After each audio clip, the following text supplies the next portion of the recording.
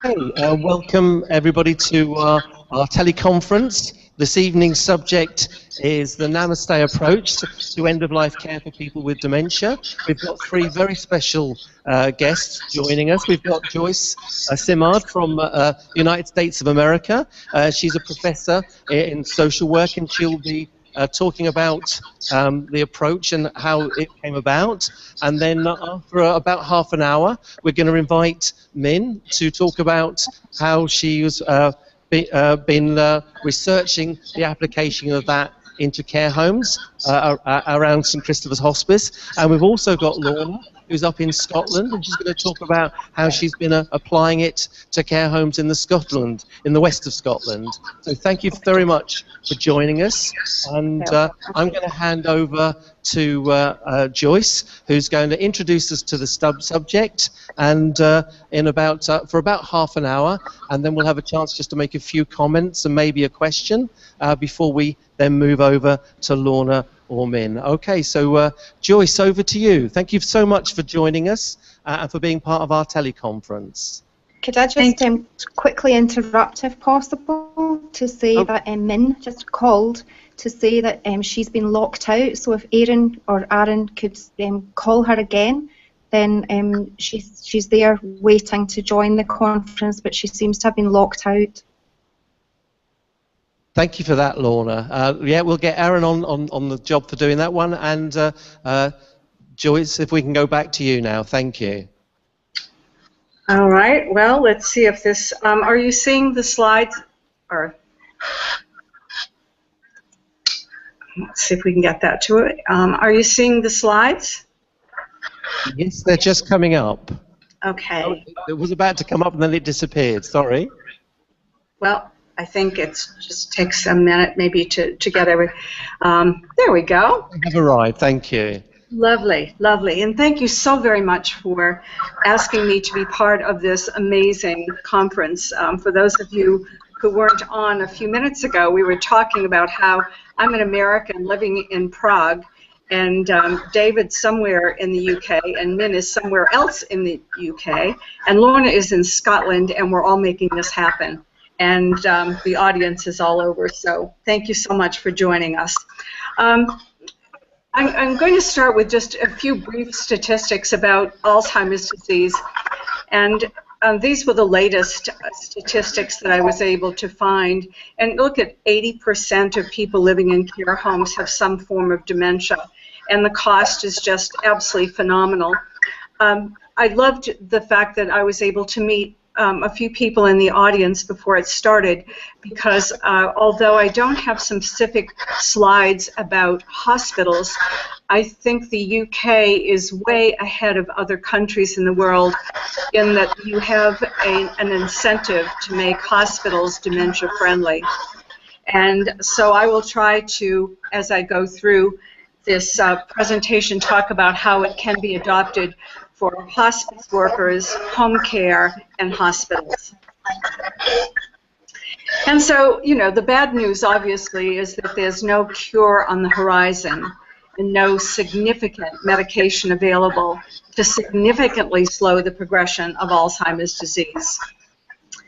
But, you know, it's been interesting to me. I've been showing this slide for years and years and years, never dreamed that I would be involved with St. Christopher's Hospice. And for the last 2 years, I've been working with Min Stackpool, who'll be on in a little bit talking about the research project that we did. And I liked the fact that she talked about, you know, dying peacefully. But what I really liked was she talked about living until you die. And I know that that's what we do. We help people live, not just exist. And I'm hoping that that is a message that you all take away, is that there's so much gloom and doom. Every newspaper report, every television report, all they talk about is you know, how awful Alzheimer's is. And of course it is awful. But we do know that people can have quality of life. And quality of life certainly means that we, you know, make sure that they're comfortable and they have food and all of this. And by the way, I should have mentioned this at the very beginning, that I do have handouts. So at the very end, I've put my email So you don't need to take notes. If anyone is interested in the handouts, I'll be happy to send them to you. So anyways, we're talking about quality of life. And quality of life, I think, mean more than your basic needs are being met. People, I don't care what stage of the disease they have, or all of us want to be wanted, feel as if we're still valued in some way, want to be loved, and I thought involved in meaningful activities. This to me is existing. Look, he even has his cap on. And he's plunked in front of the nurse's station, existing, not living. This man spent the last 3 months of his life in front of the nurse's station, well cared for, but existing, not living. This is a month before her death, and this is Edna. And Edna is definitely living with Alzheimer's disease. And this is a picture of a woman a week before her death. And I hope you can see on her face, she's just got this glorious smile.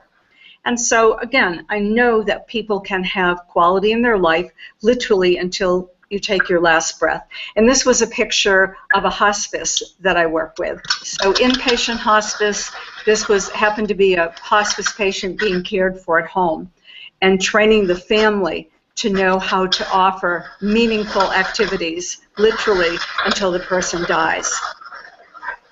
Well, how I came upon this whole thing, I'm a social worker, and when I first started working in nursing homes 35 years ago, I had residents who actually could talk to me. They wanted counseling. It was absolutely amazing. And since that time, the population changed. And here I was a social worker wanting to help people with depression and apathy, and I couldn't figure out how to reach them because obviously they have such short-term memory loss. So I developed a program called the Club, meaningful activities for people with moderate dementia, and that was very successful. And then I realized that there were many people who, no matter how good my club program was, they couldn't participate anymore. So I developed something called Namaste Care, and the meaning I took, although there are many different meanings of the word namaste, is to honor the spirit within. I just wrote the second edition of the Namaste book, and in the second edition I put components down. Now all of these components would be for someone in a care home, not a hospital setting or at home setting. And I did this because people were saying, oh yes, we're doing Namaste. And then, you know, they were doing it 2 hours a day instead of 7 days a week, because bottom line is Alzheimer's disease is a 7-day-a-week disease. So you need something every single day. 4 hours a day, and all staff participating in some way.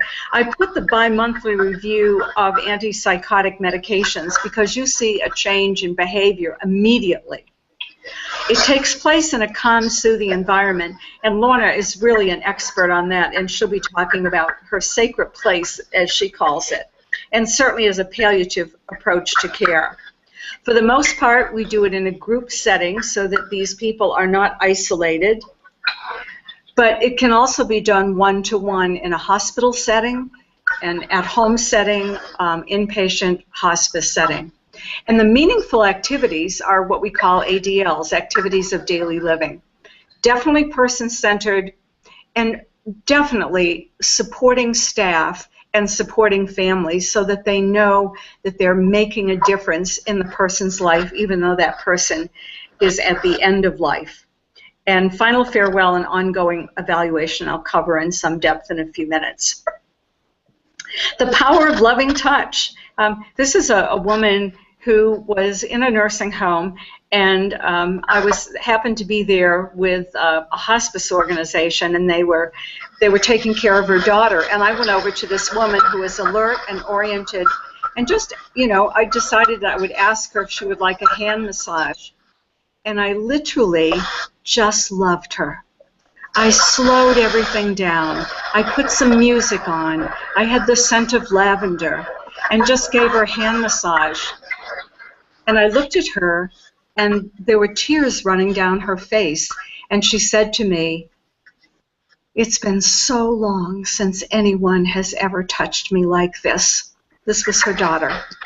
And I realized that we all go too fast. So the foundation of this program is definitely that you slow everything down. The power of loving touch. Definitely person-centered. When Betty came into the Namaste room, we put her hat on and her gloves on because that was person-centered. That was important to Betty. Knowing the person as an individual is so very important. If you read the book that I wrote, you'll see it's about Matthew. And this was an overbed table that we put beside Matthew when he was in the Namaste room. And it had things on the table that were very important to him. In some of the homes, they do a notebook. This is a 3-ring notebook with just talking about this woman. And what's been really nice is we've been able to have volunteers that have Googled my life story. So for me, it would be Joyce Simard was born in Concord, New Hampshire, and so a volunteer may Google pictures of Concord, New Hampshire. This particular resident was in Honolulu and had worked for the La Perla School for Girls. So important to be able to have something like this, not only for the residents, for families, for visitors, for volunteers. And this one was kind of funny because here was a resident who was brought up in Poland and said the Lord's Prayer every day in Polish, moved to the United States and learned English. Well, as the disease progressed, of course, she couldn't speak English anymore, and all she could speak was Polish. So we Googled the Lord's Prayer in Polish, and she has that on her 3-ring notebook, and every day she opens it and reads her prayer to everyone. And this actually happened in the UK. Here's a gentleman who was brought up in some island, and I can't remember the name of the island, but as his disease progressed, all he could speak was the dialect in that island, and there was one nephew. He was the only one that could also speak this dialect, so this man basically gave up talking. So we gave him a booklet, and in his booklet was a picture of he and his wife and their 4 children when he was much younger. And as I said, he wasn't speaking anymore. Well, he got into the Namaste room, and we had this sacred space going. We had music and lavender, and all of a sudden, he opened the book, and he held it up for everyone, and he said, "This is a picture of my wife and my 4 beautiful children." If you could have seen the expression on the staff, they were like, whoa, he doesn't talk. And that's just one of the little moments that happen that is so amazing in the Namaste program. At first, I developed the program just for people with advanced dementia. But thankfully, I listened to the staff who brought residents in like Mary, who all day long just yelled, "Help me, help me," brought her into the Namaste room, and she almost completely stopped within the first week. She also didn't like anyone touching her, and by the end of the month, this was Mary. Here's a woman who had advanced Parkinson's disease. How do we honor her? Well, we asked the maintenance department to put a sun catcher over her head. This woman had COPD. So you can see that the program just started with just this little blossom of working with residents with advanced dementia, and so many other people just need to be touched. And here was a man that just wanders in every once in a while. Here's a gentleman who's usually in regular programming. When he gets agitated, rather than medicate him, we bring him into the Namaste room. Here's a man who is a fall risk. Here's a woman who is just depressed, and we did everything that we possibly could for her. 15 minutes after she was in the Namaste room, there she is. Closed head injury, and we're getting them from Afghanistan and Iraq. And here's a gentleman who was also in the UK. He had frontal temporal disease, Pick's disease, and he never stopped walking. And they said, I think, Min, you'll remember him, they said, "You'll never get him to sit down." And we brought him into the Namaste room after everyone else was in place, and look at him. Quality of life. Definite change for this man. So that's the only question you want to ask. It doesn't require additional staffing. What we do in the United States is we take as many residents in the room as are in one, I know you don't call them nursing assistants, CNA, we call them certified nursing assistants. And I think you're called carers in the UK, and I apologize for not having that in the slide. And that person then, that assignment is for them to do Namaste. And I think, again, Min and Lorna will talk about what they do for staffing. Having said that, there are communities, care homes, nursing homes, assisted living communities that hire a Namaste carer, and that's what they do. That's their job. And this is a program at Lakeside Nursing Home outside of London, and they have chosen to hire a carer. And what she does 5 days a week, and they have someone on the weekends, is to do Namaste. And here's the director of Lakeside, and he comes in showing that you don't have a 7-day-a-week program without everyone having a little piece of it. This is a program in Park Avenue, another suburb of London, and they have 3 Namastes, one on each floor, and the nurses, I believe you call them sisters, are there along with the carers. So every day, everyone has a piece of this program. This is a program where they had some people calling in sick, and so the receptionist came in, and unbeknownst to us, he'd been a hairdresser. So it takes a village. Here's a family member. The supplies, as you can see, are probably what every care home has, but to honor the spirit within, I put it in a pretty little basket or a pretty little box. Everyone in the Namaste room has a little Ziploc bag, and in it we have a comb, we have nail clippers, we have an emery board, and anything else that might be personal for that person. At Park Avenue, they have these little containers, I forget what you call them, sponge bags or something like that, and they have a table beside every one of their residents. Everyone gets a blanket, and we don't want them laundered every day, so we put them in bags for infection control so that they'll stay nice and fluffy throughout the program. In terms of equipment, we like to have a trolley, and when we do this in inpatient in a hospital, we'll have all the supplies on a trolley and be able to bring it to the patient's bedside. And we do that inpatient hospice also. And I'm sorry, this is what Park Avenue uses, and they sent me this slide, and it was on sale, but it's not bad having something on sale. But you don't want a person in a wheelchair, a person with advanced dementia. You want to be able to have comfortable. And if I have money, I have a large screen TV, and I do nature films on that. But all of those you don't have to have. You can just do with the basics.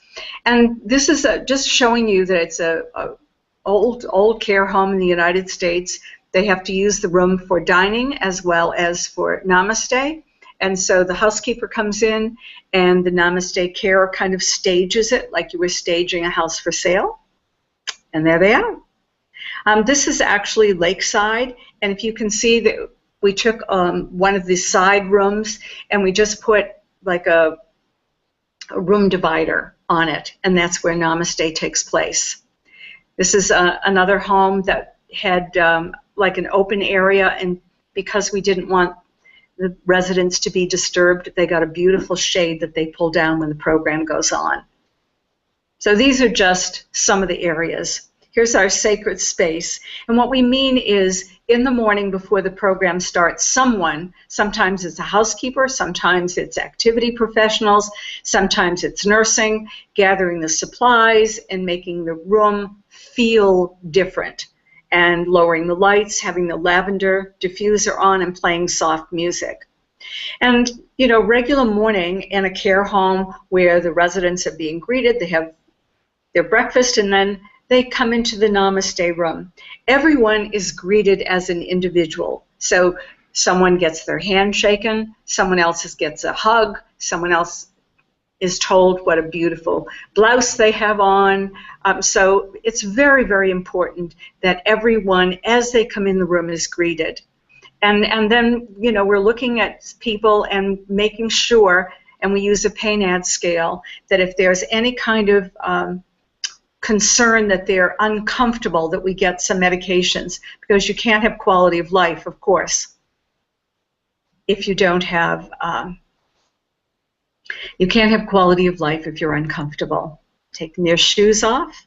And then the hydration, that is so very important. We are constantly hydrating people, and nursing is telling me that we've almost eliminated urinary tract infections in some of the programs. And again, this is what we do home care, this is what we do inpatient, and this is what we teach families, continually offer hydration. And then we simply wash their face. But we're doing it without gloves. We're doing it gently. We're talking to her as we're doing it. We use Pond's cold cream because that was a cold cream that they would remember in the United States. And I know some people use Nivea, whatever it is. We use something that they would recall from the past. And I show this because I never dreamed that a man would enjoy it. I've always just done women. And I turned around and a carer was doing this man's face, and he's loving it. So we just put a drop of some aftershave lotion. In the United States, that would be Old Spice. Combing their hair, soaking their hands, shaving the old-fashioned way. So you can see very definitely just the old, you know, just the activities of daily living, but everything is slowed down.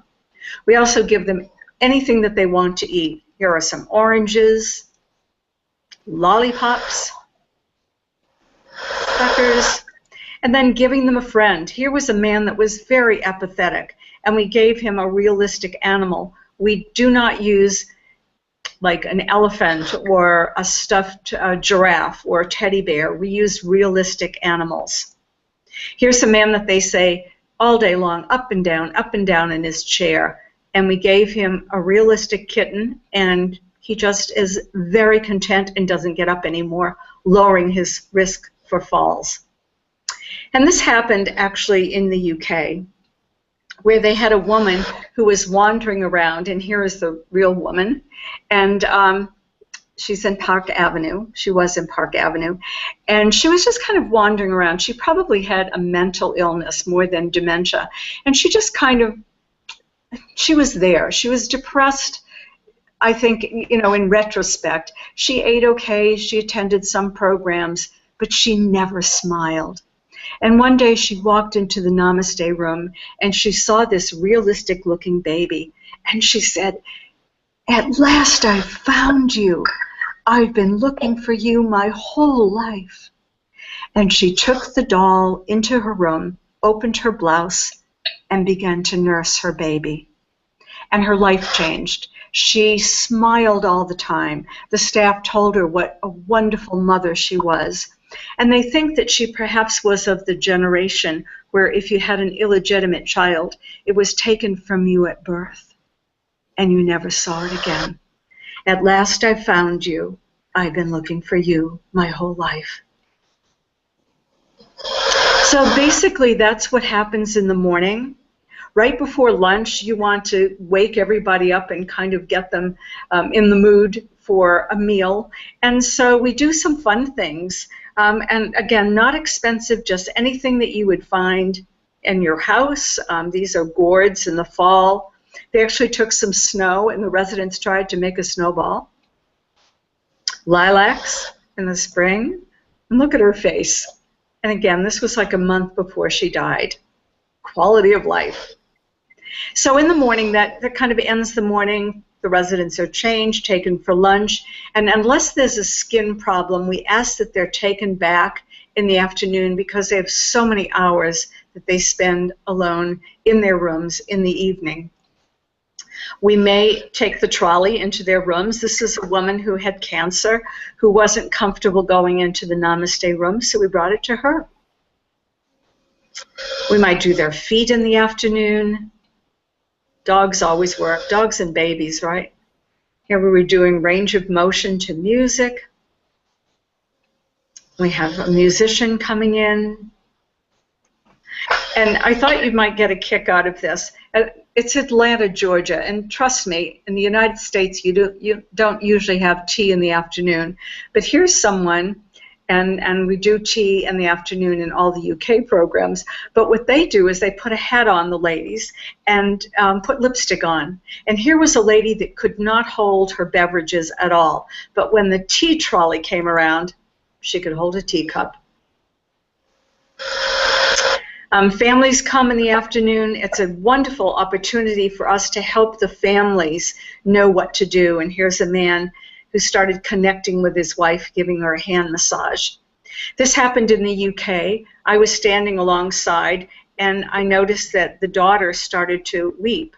And I asked her what happened, and she said, "Oh, my mother just took my hand and began to massage my hand." 3 minutes later, I turned around. Here's another daughter crying, and I said, "What happened?" And she said, "My mother just told me, I love you." And here's the great-grandchild coming to visit. The woman died the following week, but when that grandbaby, great-grandbaby, was put into her arms, she just woke up. And hugs. Spiritual in the afternoon, and we try to have some religious items to help them become in contact again with their religion. This is what happens in the afternoon. We have very little paperwork. We just really pretty much we document what we did with them and that they attended. And here are outcomes, and Min and Lorna will be talking about that. And I wrote a book. And the handouts are available if you're interested. Woo! I did it. Thank you. Thank you very much, Joyce. That was a delight. Thank you. We still don't seem to have Min, so I'm just going to ask Lorna if you've got any comments you'd like to make about Joyce's presentation for us in the UK. Unfortunately, I disappeared for most of it, so I don't entirely know what she said to comment particularly on it. The only thing that probably I would say is that being involved in the Namaste work has probably been the highlight of my career, to have been able to bring something to the care homes. My role is as an education liaison nurse, or was. I've got a different title now. But the work that I've done over the past 5 years has been supporting care homes to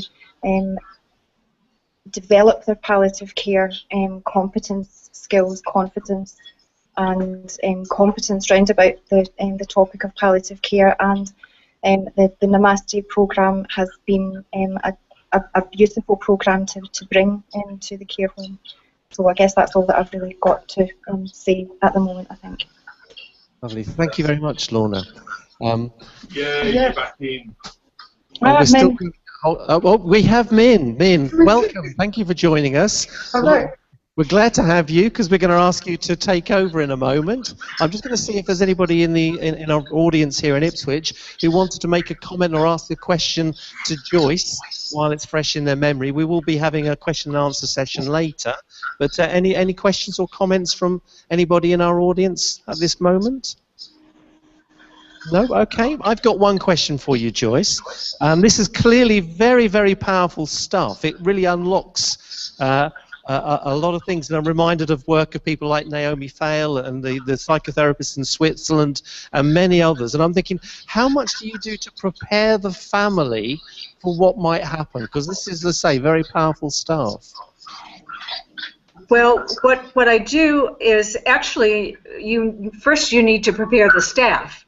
And so before you would ever try to do a program like this, I would educate all staff so that they know what the Namaste program is, because many times they're the ones that are closest to the family.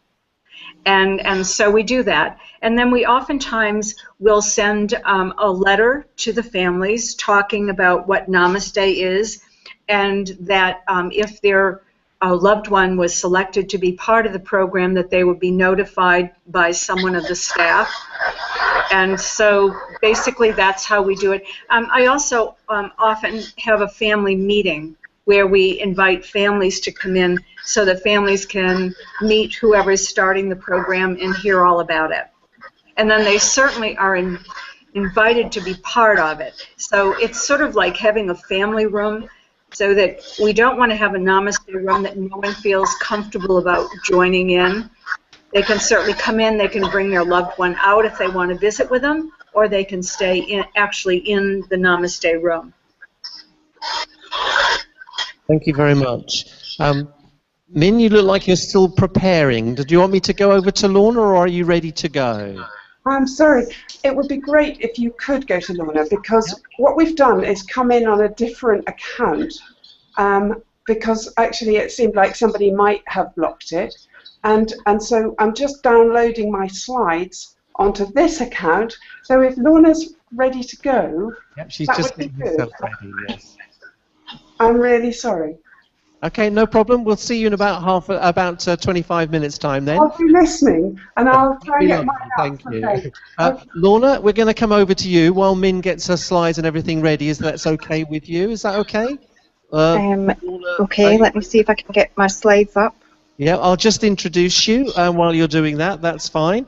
Lorna is an education support nurse. She's based at the Accord Hospice up in the west of Scotland. She's done a lot of work with care homes in implementing this approach, and she's very keen on creating the spiritual space. Are you ready, Lorna, to go live? Can you see the slides? We can hear you. Can you see the slides? You need to click on the screen share. I'm just going to pass you to Aaron, who's going to instruct you which one to click. Okay. Hi, it's the green square, which is 1 or 2 down from the toolbar on the left. Which then ask you to share your screen, giving it permission. I've already done that. Right. We can. Yeah, unfortunately, can you try clicking it again? Because we don't even have your webcam at the moment either. You see them? Okay, Can you see the slides? if you can now go to your PowerPoint, we should be good. That was I do apologize, that was my fault.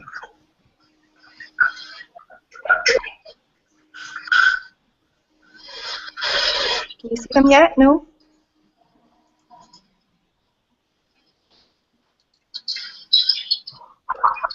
Click on Share PowerPoint, and I'm told it should appear. Yeah, I have already done that, but I'll do it again. So screen share, that's what I have to click, yeah?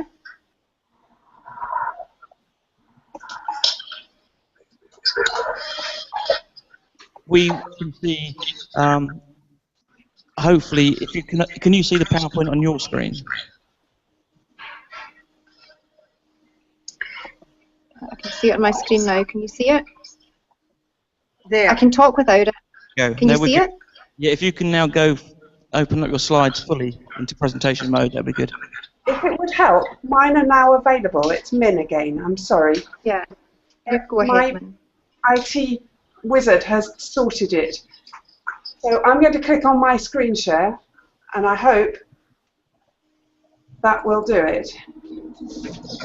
Can you see my slides now? Yes. Yes. Yes, we Okay. can. Hooray. Right. Now, I've missed Joyce's talk, but I've heard her often enough to know that you will probably be left, as I was, just fairly inspired, and also just with a question about whether or not it would work. I'm going to just whiz through my very first slides, which I think will be just a repetition of what Joyce has been talking about. These were the other authors of our study. This was my inspiration, that Joyce really showed me how you could work to help people live until they die when they weren't able to walk or talk or recognize the people closest to them.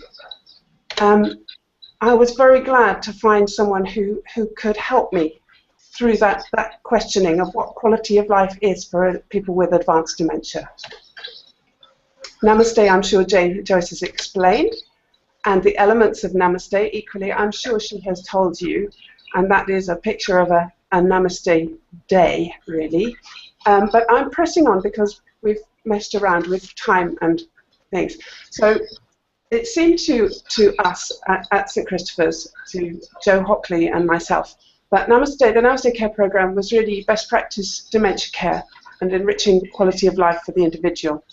Best practice end-of-life care with support for residents and family and friends and care staff. And then there was this claim that it was cost neutral, with no new staff and no new space and no expensive equipment, 7 days a week before and after lunch. And we just really wondered if it could work in the UK. So we set up an action research study to look at that, to see whether it could work in the UK and to evaluate the effects of Namaste on the quality of life of people with advanced dementia in care homes and their families and friends and those who care for them, the care staff. Action research is collaborative and dynamic and reflective. Really, it's about doing research with people and for people rather than on them. So it was about looking at what was happening in practice before the project, identifying a change intervention, in this case Namaste, implementing the change, working through that, you know, reviewing and finding out what worked best, and then evaluating that. We were looking at 6 care homes. We divided them into 2 groups for convenience, and we collected quantitative and qualitative data before, during, and after the study from residents and care staff and relatives. And Joyce came and did an introductory workshop for managers and key champions from each of the 3 homes, and we visited each of the care homes after the workshop to role model Namaste and to do some teaching as well, and they each received the book. The quantitative data really all referred to the residents. These people were identified by the nurse managers and recruited through the consultee process. And the inclusion criteria were a dementia diagnosis and a score of 17 or above on the Bedford Alzheimer's Nursing Severity Scale.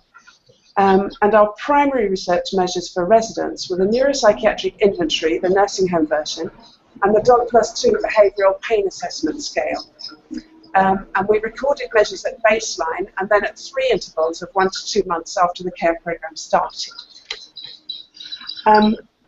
The qualitative data was focus groups with the care staff before we really started to talk about Namaste. And then we had that was in each care home, and we had a focus group in each care home after the evaluation period, so after Namaste had been implemented. With relatives, we held focus groups in each care home after Namaste had been implemented. We interviewed the nurse managers after Namaste had been implemented, and I kept a reflective diary throughout the research study, just to add another perspective. The care homes, we tried to recruit 6, and within a week or so of the first workshop, care home A dropped out. The 2 managers, the regional manager and the care home manager, resigned. And we had tried to select our care homes for diversity, really, in the size. Large was more than 80 beds, medium 60 to 80, and small medium was 40 to 80, and small was below 40. And we had NHS providers and corporate providers, not-for-profit, a family-owned home. I think the most interesting thing, really, of this slide is the managers. And you'll notice that in every care home we worked with, I've gone blank. No, that's okay. In every care home we worked with, a manager was lost in some way during the study. When we went into the care homes, when we started the original focus groups, the themes were chaos and confusion, rushing about, focus on priority needs, on tasks. We found care staff who were compassionate but who were burdened by care. We found a lack of trust and poor communications within the care homes and also with the professionals working into the care homes. And we also find that death was often experienced as sudden and unexpected. The different challenges and facilitators that we found that Namaste really needs a strong, committed leadership. And that's partly because it needs engagement of the wider team.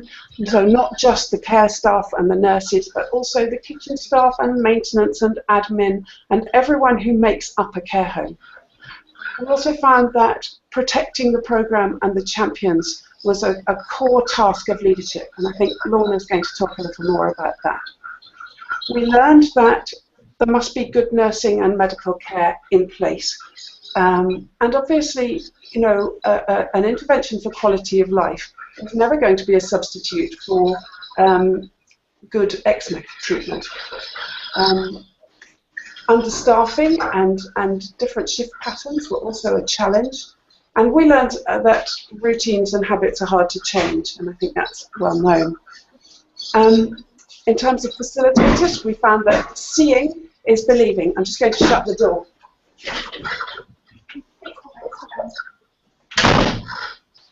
Sorry, somebody's just coming around changing the waste paper bins.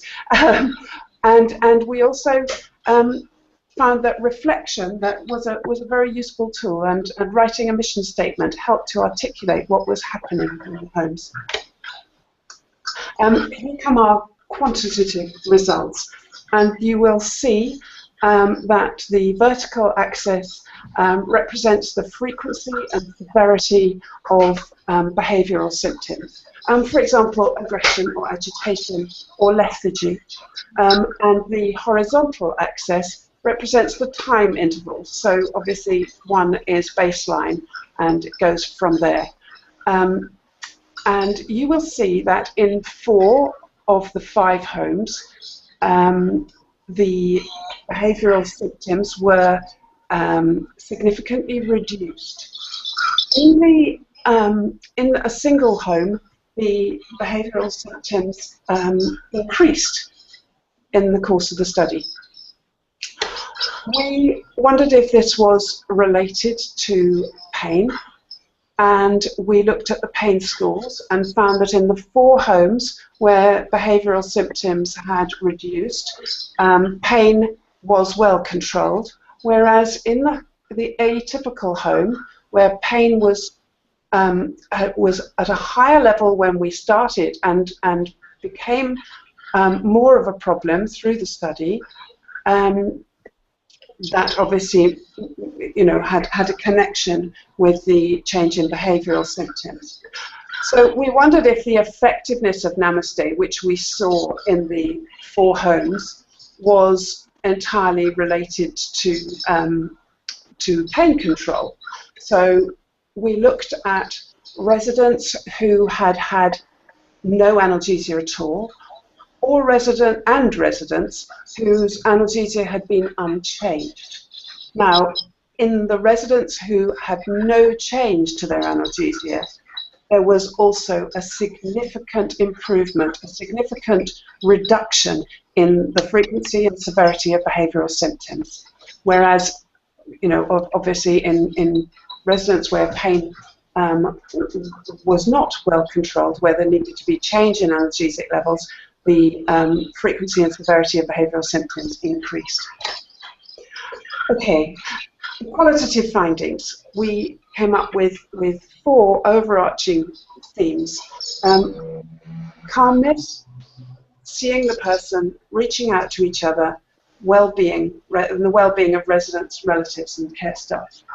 I hope I've got time to just read you some of the quotes. What's the next one? Yeah. Here's one I was very touched by, I think. It was the power of touch and of seeing the person. These are 2 care workers talking.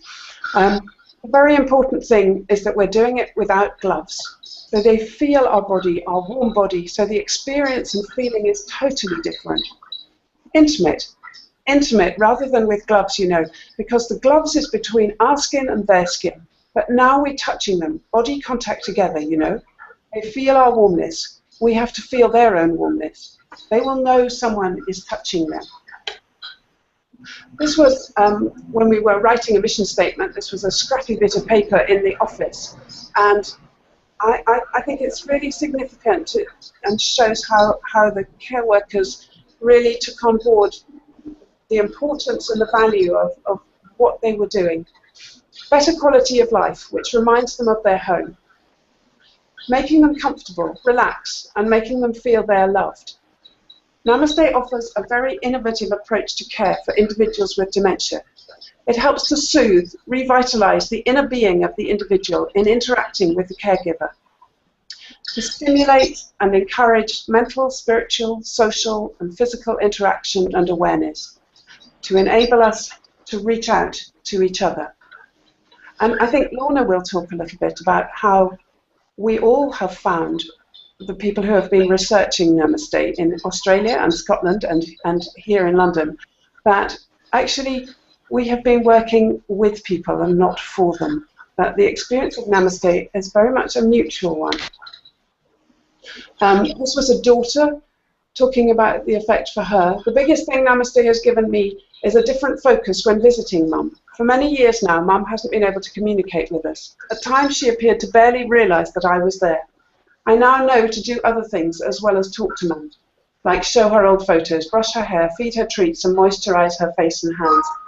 This makes spending time with her easier, and I feel I'm making more of a connection with her and a difference in her life. And here's a manager's view. I think it has completely changed the way we approach care now. I think it has made my job easier because I had a vision of, you know, you have a vision of what you want in the home and what you want for your residents. Namaste's packaged that into a program which allowed me to get things across to the staff in a way they can understand. So moving towards some conclusions, I felt that the Namaste Care Program has huge potential for change, that it offers vision, focuses on values, honouring the spirit. It offers an alternative structure to care and guidance for being with people with dementia. It gives permission for intuitive care and encourages new skills and creativity. We felt that it fosters relationship-centred care and provides opportunities for closer relationships between families, and also we found that it created a positive framework for end-of-life care. So we concluded that Namaste can enhance the quality of life for people with advanced dementia by decreasing their behavioural symptoms. That strong leadership and adequate staffing are necessary prerequisites for introducing a care programme focusing on quality of life. And the Namaste Care Programme provides a framework for developing a compassionate culture of care, which doesn't require additional staff or expensive equipment. And finally, we're piloting a manual, a toolkit, and running workshops to support care homes to implement Namaste. Okay, now we have to see if I can come out of this presentation. I hope so. Oh, now, do you see me? Hello, Min. Yes, we can see you now. Oh, good. Thank you very, very much for your presentation. And just for those who are online and watching this, they may have missed, we didn't introduce you properly. So Min Stackpool is a nurse researcher based at St Christopher's Hospice, and as we've heard from the presentation, been very keen to research the application of this approach to care homes in the London area. So thank you very much for that, a very spot on time-wise there, Min, so thank you for that. I'll just see if there's anybody from our group here who wants to ask a question or make a comment. Oh, yes, we do. Hang on, thank you. Hi, my name's Julie, and I lead on some of the dementia care work at the hospital. I just picked up from yourself and Joyce a very light mention that you select the people that you work with. Can you tell me any more about the selection process and who wouldn't be suitable? Shall I jump in? Go, jump ahead, Jim. Okay. what I find is that there are carers who are more comfortable with tasks. For instance, they don't mind cleaning the dishes, and they don't mind making beds and doing the laundry and all of that. And I also find that there are other carers that have the heart for it, and they're the ones that after they either read the book or hear a presentation, they're the ones that say, I think I'd like to do this. And when that happens, you just can't stop the program. The amazing, amazing stories that end up coming to me. I'll just give you one example. In Australia, they have a rather large room. They actually took the dining room over, a big dining room. And so there was a resident who was bedbound because of skin problems. And the Namaste carer said, right, well, let's just wheel her bed into the Namaste room. We'll plug it in so that she still has the, the proper mattress that is supporting her fragile skin. So it's a person that has the heart for it, that asks to do it.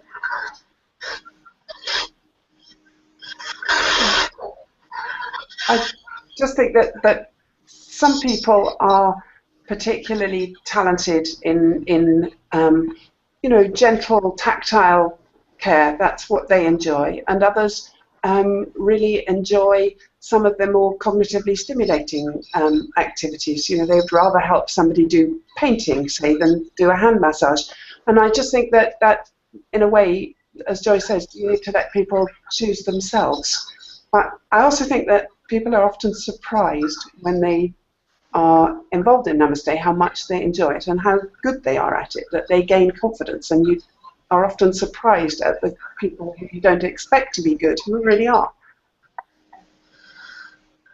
Thank you very much, Joyce, and thank you very much, Min, for those comments. Lorna, we're on time, so we're going to come over to you up in Scotland, and hopefully your slides are ready and you're ready to go. Okay, I'll try again with the screen share. If it doesn't work, I can speak without the slides, or you could go to a break, whatever works better. But I'll try with the screen share again. And Lorna, there was something at the bottom of the screen that I had to click on too. Right, start screen share.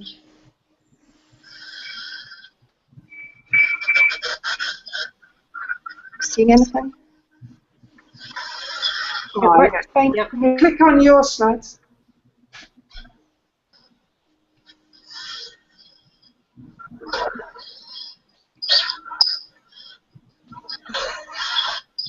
Seeing anything? Just not yet.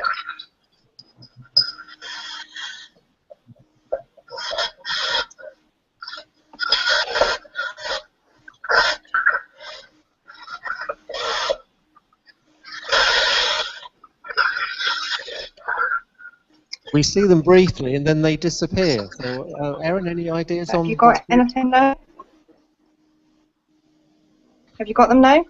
No, we don't. We've gone back to your webcam. When you screen share, we then get to see your screen, but I'm not sure PowerPoint is going into presentation mode. Do you know, I have Lorna's slides. Do you want me to see if I can upload them and she can talk and I can click on them? You're more than welcome to try. Or do you want to go to a break? Because your camera seems to have frozen as well now.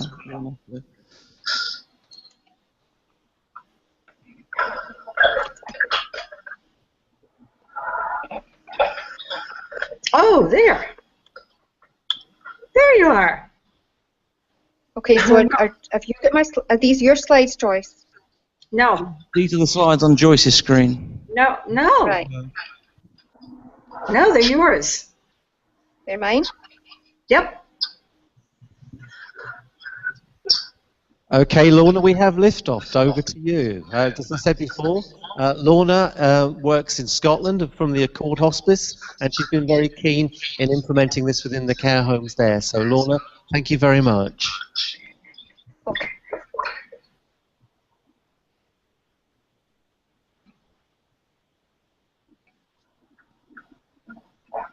the slides rather than me, if that's okay.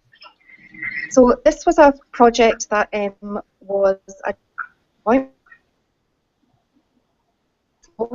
small project. It wasn't a big piece of work like Sync, it was a piece of work with a small evaluation.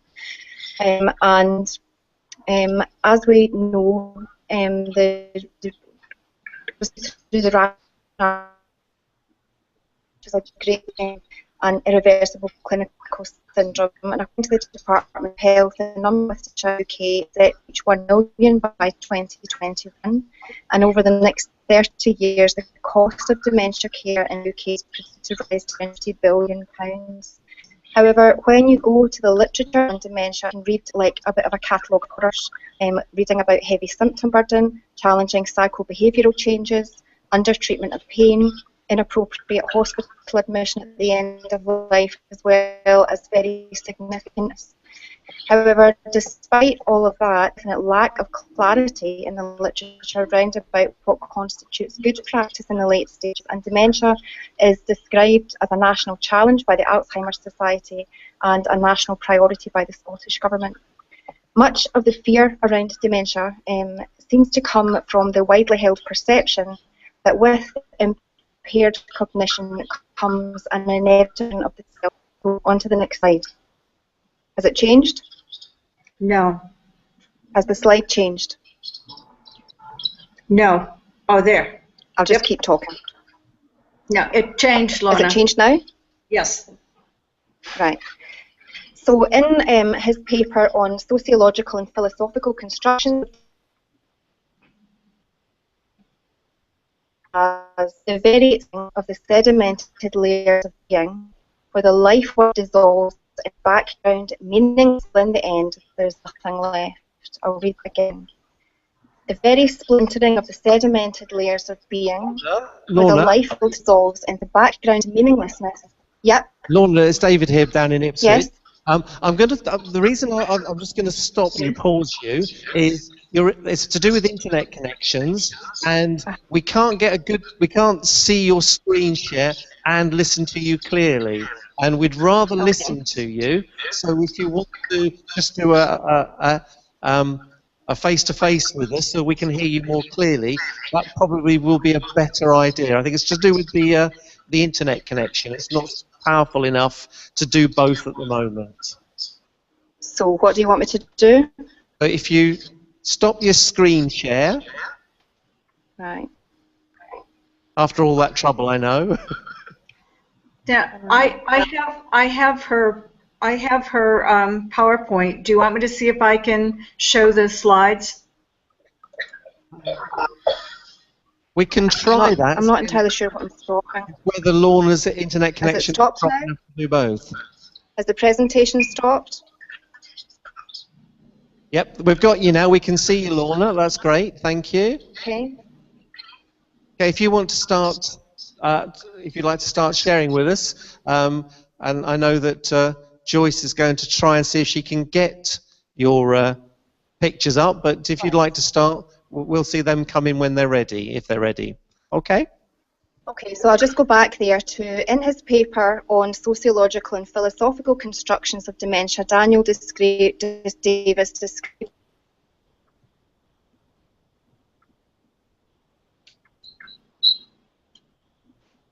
world dissolves into back meaninglessness until there's nothing left.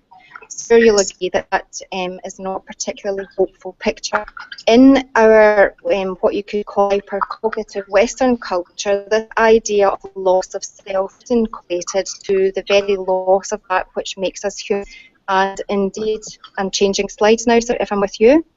Dementia is often discussed in terms of being a death that leaves the body behind, with the person being described as a shell. And I'm sure that any people have worked with people with dementia have heard that kind of terminology. Changing slides again. In the Economic and Social Research Council in Northern Ireland in 2011 conducted a study exploring public attitudes, and 75% of the people that they asked said once a person has dementia, the person you knew disappears. 83% said that at the end all you can do is keep the person clean. So while these may be understandable perspectives, they carry an incredible cost. Changing slides again. Perception is everything. So if you can see this slide, then it's a baby and a cat looking at a fish, and what they both see is not the same thing. The same thing is there, but what they're seeing is completely different. So what you see depends on who you are and where you're standing. According to Small, Froggatt and Downs from the Bradford Dementia Group, they say that thinking of a person as already dead explains why minimal care has been provided for them. And as Joyce has already very clearly said, the idea of quality of life is something that is something that we really need to look at in terms of people with end-stage dementia. And Joyce, in her really interesting paper called Silent and Invisible, says that, I'll just read what she has written. She writes that residents, like the people that she described earlier, are typical of thousands of nursing home residents with advanced dementia, who are well cared for medically. They're given their medication, vitals are taken, groomed, changed, fed and bathed. But is that quality of life, is that sufficient? And are we meeting their spiritual and social needs? Are we providing meaningful activities for the person with advanced dementia, and who's listening to their silent cries? So whenever I've read out that statement to care home staff, they very strongly resonate with that statement. It deeply resonates with their experience. So changing slides again.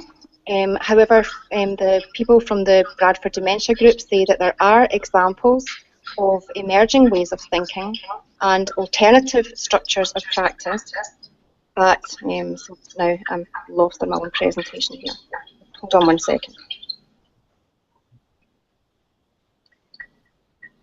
And alternative structures of practice that have improved the possibility of living well until you die, even if you have a drink. Namaste Care is one such model of care, and the reason that it appealed to me was that it was a philosophy of care that seemed to be a philosophy that was about addition in terms of dementia care and palliative care. Previously, my work had been round about supporting staff to have conversations round about resuscitation status, about whether or not hospital admission was appropriate at the end of life, and conversations that were also about maybe treatment that possibly wasn't appropriate at the end of life for patients with end-stage dementia. And so all of that is appropriate and necessary, but it seemed to me that was all about, all of these things were a philosophy of subtraction when we were removing things, necessarily so, but what were we putting in its place? And so Namaste Care was the first model of care that I came across that was about adding value to people's lives rather than only thinking about what we weren't going to do anymore. Changing slides again. So Namaste Care was to me a specific service, a specific group in the project that I ran. It was a very small project, as I say. In that home, it was 6 residents with end-stage dementia. They were selected as being end-stage dementia as classified by the Gold Standards Framework Prognostic Indicator Guidance. It takes place in a specific place, and we were fortunate enough to have a dedicated room that we could have for Namaste Care. Changing slides again, at a specific time. In the initial phase of the project that I led, then that was 15 contact hours over the week, and 2 hours in the morning, 3 hours in the afternoon, Monday, Wednesday and Friday, always with the intention of stepping that up. So although the ideal is to have 7 days a week, the home that I worked with weren't able to do that initially, but they did have a commitment to stepping it up. So we started with something rather than nothing. The focus, changing slides again, the focus was on being with, as Min has already alluded to, and so before each encounter it was important for the staff to recognise the kind of quality of attention that they could bring, the quality of attention they could sustain, and how they could remind themselves to be with the residents. All of us have experienced being present with our body but absent or distracted in our minds, and so it's important to recognise that paying attention is actually a difficult thing. Changing slides again, over a 24-hour period we can process up to 70,000 thoughts, so that's one thought for every heartbeat, so that gives a reason for the fact that it's difficult for us to pay attention. Our mind is constantly scanning. Slides again, so consider this as the title heading if you're following Joyce. So 47% of the time, most of us have mentally checked out. So if we're thinking of being with, then that obviously isn't sufficient. Changing slides again. Most of the time we live on autopilot. We can think of a time when we've got into our car and got out of it and have no particular recognition of the journey that happened in between. And so one of the fundamental elements of the programme that I led was to lead a small mindfulness practice in order to help staff to tune in to their own selves, and then also to tune into being with the residents. Changing slides again, so the title of this one says it's worth making regular check-ins to make sure you're paying attention. Changing slides again. So Namaste Care, from my perspective, could be thought of as part of the current slow revolution. I don't know if you've heard of slow food, slow cities, slow medicine, and this could be thought of as slow care. And the image, if you can see it on the screen, is of somebody brushing someone's hair. And when my children were young, they liked to brush my hair, and I liked them to brush it. It felt amazing. I really enjoyed them to do it. I looked like the wreck of the Hesperus after they were finished, but it looked amazing. And so, to me, the feeling of somebody, of my children gently brushing my hair, that evoked a particular feeling in me that felt really lovely, and that was the kind of feeling that we were trying to produce through Namaste Care, where although there were the activities of daily living were carried out, cleanliness was a byproduct. The focus was on slowness and gentleness and what might feel good to the resident. Slides again. So Namaste Care was in the project that I ran was about creating a culture of honour, about honouring the spirit, the body and the life of the person with end-stage dementia. The data collection for this project included 6 months worth of diaries and diary entries, which ended up being 100 entries over a 6-month period. Also, I observed staff and we had reflective practice meetings. So what we found was that staff had positive responses to Namaste Care when they perceived that residents were having a positive reaction, that they had a positive reaction where they felt they were improving residents' quality of life. And this idea of shared positive experiences with residents was a very, very strong theme in my work. That it wasn't something that was being done to or for residents, but very much was something that was being done with residents. And Namaste Care, changing slides again, Namaste Care provided regular opportunities for warmth, for tenderness, and unique shared positive experiences, again, not to or for, but with residents with end-stage dementia. And I don't know why that was a surprise, but that was a surprise to all of the people in this project. Probably because of the level of dementia of the people we were working with. We probably weren't expecting them to engage to the level that they did, but they did, and it was beautiful. Changing slides again. So the residents' responses were that they were active and engaged participants in the process. They had very definite episodes of gestural communication, for example, reaching out to touch a care member's hand, meaningful movement. One lady was having her hand massaged, and she lifted her hand over and started to massage the hand of the Namaste Care practitioner, which was surprising because of the level of this lady's dementia. Sociability and moments of connection, where residents who previously didn't appear to be engaging with anything that was happening in the home or with any of the people they were usually interacting with, would smile, would turn around and engage in very strong episodes of eye contact, and also spontaneous, often joyful actions. There was a lot of laughter in the room. These were moments of connection rather than prolonged episodes, moments of connection. Changing slides again.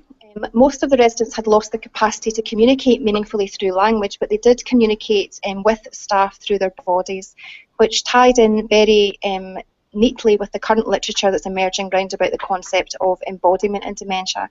And what that suggested to me was that far from being an empty shell or a body that was left where the spirit had left and the body was left behind, it suggested to me that something rather than nothing of the self remained. Changing slides again.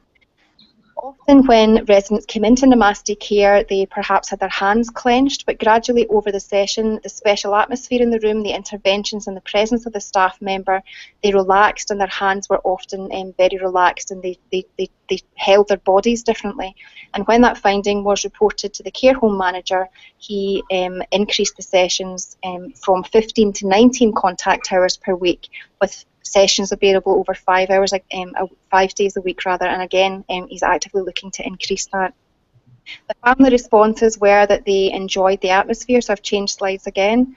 They enjoyed the atmosphere, they felt a personal benefit from spending time in the room, they loved the positive reaction that they saw of their loved ones to Namaste Care, and they spoke very movingly of the closeness that had been facilitated as a result of the environment and the atmosphere in the Namaste Care room.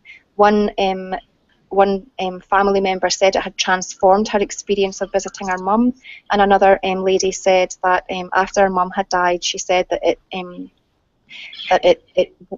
enabled them to be close in a way that they never would have been able to be before the Namaste Care programme had been implemented. The individual elements of Namaste Care are all very simple. I've changed slides again. However, the combination of those elements into something that could produce these kind of positive benefits wasn't simple, and I think it's important to recognise that it wasn't simple. In order to recognise and lend dignity to the complexity of the work of staging the room, of creating the special environment, of slowly and tenderly offering interventions with intentional presence, I reframed the combination of those aspects of Namaste Care as the work of creating or accessing sacred space. And when I offered that term to staff as a description of the work, they were very gracious and said that it made the work sound as special as it really was. The staff in this project loved their Namaste work. Sacred space, I've changed slides again. Sacred space is a term that is often used in healthcare and holistic literature. There doesn't seem to be a definitive definition, but it tends to be written about as a place that's set apart and significant in some way, which very much is the case with the Namaste Care room. Held in reverence in the minds of those who inhabit it. Again, that very much was the case both for the staff and for the family members. In fact, when staff were often coming into the Namaste room, then they would tiptoe in and speak in a quiet voice rather than the way they normally would have conducted themselves in their work. Changing slides again. Sacred space is often also described as a place to nourish the soul, to reconnect, recollect ourselves into wholeness and thereby heal, and that was very much the experience of the family members. And lastly, a place where the human search for meaning and connection is assisted through rituals and practices that are built on the foundation of shared core beliefs. So the rituals in this case would have been all the aspects of Namaste Care that Joyce and Min have already described, and the beliefs, change slides again, are taken from Joyce and her husband's work. Something of the human spirit remains whole and contactable despite advanced neurodegenerative disease, and that it's worth the time and effort to attempt to facilitate moments of connection with people with end-stage dementia. The sacred space, as I've described it, of the Namaste Care helps staff to bring a different kind of attention to their work. I called it intentional presence, and that seemed to lead to these moments of unique moments of connection between staff and residents. I've changed slides again if you can see this. Then the staff said they felt united with the residents and close, that residents seemed more like a person when they were in the Namaste Care room, and that working in the Namaste Care room was like being in another world rather than being in Adam's house. And it's worth noting that staff didn't feel able to bring this kind of presence and attention to what they called their usual busy work downstairs. That's an important aspect to remember. However, on days, I've changed slides again, on days when there was internal disruption, either in the Namaste Care practitioner, for example, if they were distracted or harassed or felt unprepared, or if there was external disruption with a lot of coming and going in the room, the staff didn't record any meaningful connection with the residents in their diaries, and I interpreted that lack of meaningful connection as being significant in some way. So this sacred space was fragile and could be easily disrupted. Although, I've changed slides again, so although the work of creating sacred space was neither obvious nor necessarily visible, I described it, it turned out to be the metaphorical soil of the programme, and staff needed to nurture, tend, guard and protect the sacred space if anything meaningful was to grow. That tending and protecting was organisation-wide, locally by the Namaste Care practitioners themselves tending the space, and institutionally by the care home management team tending that space on their behalf. I don't know if you can see this model. I built this model to conceptualise this essential but invisible aspect of Namaste Care, working to make it a bit clearer. If anyone's interested in that, then I can send them a copy of that. It just maps it out about how this sacred space was built, and also about what came out of it when the sacred space was there, and the absence of that when it was missing. So coming to a conclusion now, at the beginning of the project, changing slides, at the beginning of the project, the manager of Adams House said that he'd always felt that they gave good care at Adams House, which they did, but that we needed to do something more for our residents with end-stage dementia. Namaste Care seemed like it could be that something more, he said at the beginning. At the end of the project, we all came to realise that the residents themselves, even those with the most advanced disease, were capable of something more than previously we thought or expected. So rather than being thought of as the living dead, where the best we could hope for is to keep them clean, residents involved in this programme were exposed to regular opportunities for warmth, for tenderness and human kindness through the Namaste Care programme, and as a result we saw surprising and beautiful and very touching moments of connection, engagement and joy. Last slide. So the beliefs that I referred to earlier, that something of the human spirit remains whole and contactable despite advanced neurodegenerative disease, and that it's worth the time and effort to attempt to facilitate moments of connection with people with end-stage dementia, were not wishful thinking.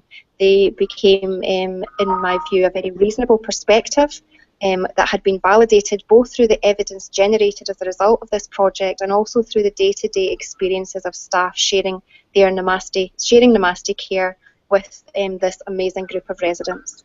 So thank you for listening. That's all I've got, and hopefully you saw some of the slides and that made sense. Thank you. Thank you very much. Thank you very much indeed, Laura. That was great. Thank you. Rather challenging circumstances to get your message across, but it was coming through. And if anybody wants to watch that again, the recorded version will be much clearer because it makes up for the poor internet connection. And Laura, if you want to email the slides to me, I'll try and reconnect them on the site so that people can look through them while they listen to you as well. Joyce or Min, any comments you want to make about Lorna's presentation? I think one of the things that she said that I always find surprising is that you were talking about the living dead, Lorna, and so many times that's exactly what we're looking at, somebody with advanced dementia as the living dead, and keeping them clean and fed and dressed, and they smile and they giggle, and you blow bubbles and they're laughing and they're batting away the bubbles, and so the joy is still right there, and so thank you for bringing that up. Very important piece of Namaste Care. Yeah, can you hear me too? Am I? Yeah. Okay. I can't see anybody anymore, but I'm still talking. I was just thinking about this business of being in the moment and how much we all try to be in the moment, and that very often people with dementia are. And also, very much, Lorna, I was thinking about this, the fact that actually, as I understand it, the expression of pleasure is very much related to function rather than to cognition. So it's really something that I learned was that you actually need to practice laughing and smiling. It's like walking or, you know, dressing or anything like that. If you don't use it, you lose it. And Namaste provides a daily, twice daily opportunity for people with advanced dementia to practice having a good time. And without the practice, actually, it's difficult to maintain that ability. Good point. Yeah. Thank you very much, Min. That's great. Anybody here in Ipswich want to ask a question or make a comment before we go to break? Yeah, thank you. Leslie Ann? It's Leslie Ann here. It's just a comment. I was very struck by what Lorna said about conversations that we have about DNA CPR, hospital admission or hospital admission avoidance, and the fact that that's taking things away from people, and that Namaste actually adds things. And so that's really made me think about approaching those conversations differently and how Namaste might actually improve that situation. So thank you. Could I come in for a minute? Please do. Yeah. It's just that our experience with Namaste was very much that it provided a very positive context for those end-of-life care conversations. That you start when somebody is entering the Namaste program. So the person's not ill, they're not, you know, they haven't got a pneumonia that somebody's trying to rush them into hospital. And the conversation you're having is actually about quality of life. How do we honour the spirit in your wife, your father, whoever it is? What's their favourite music? You know, how do we give them quality of life? And that takes you very naturally on to how do we give them quality of life to the end. So you're looking at comfort and pleasure as goals of care, but an ultimate death of a peaceful, dignified death in the place where they're familiar and where everybody knows them. So I think it's a very good mix. Right. If I could also add something to that, in the United States, our government has two what I call hot buttons. One is reducing the use of antipsychotic medication, and the other is reducing the cost of hospitalization. And not only does it cost a lot of money, but I don't ever speak in any country, in any situation, where people tell me that the residents come back in better shape from being in a hospital. And obviously we love hospitals and we couldn't do without them. But for somebody with advanced dementia, it is probably not the best place for them. And so when you were talking, Lorna, about doing something when they get into a hospital, they're leaving the Namaste program. And most of the time, now we're talking about people with advanced dementia, so there isn't really, there aren't tests, or they don't need MRIs, they don't need all of the expensive blood work that seems to just happen, at least in the United States, as soon as you get admitted to the hospital. So we have been able to reduce hospitalizations by having those conversations with the family, and very, very important to have that conversation with the physician. And I believe you call them consultants, is that correct? Because sometimes the consultant will put them in the hospital, even though the family has agreed that they would just as soon have them in the care home. Thank you very much. Anne, I think you want to make a comment or a question? Hello, I'm Anne Johnston from UCS. I have to say to all three of you, thank you for a really fantastic presentation. And I know it's been challenging with the internet, but your messages have been coming across to us loud and clear, so thank you. I think really what's really struck me is that, rightly so, you know, we look at nursing care and practice, it should be evidence-based, vital that is underpinned by research. And I feel that's really important.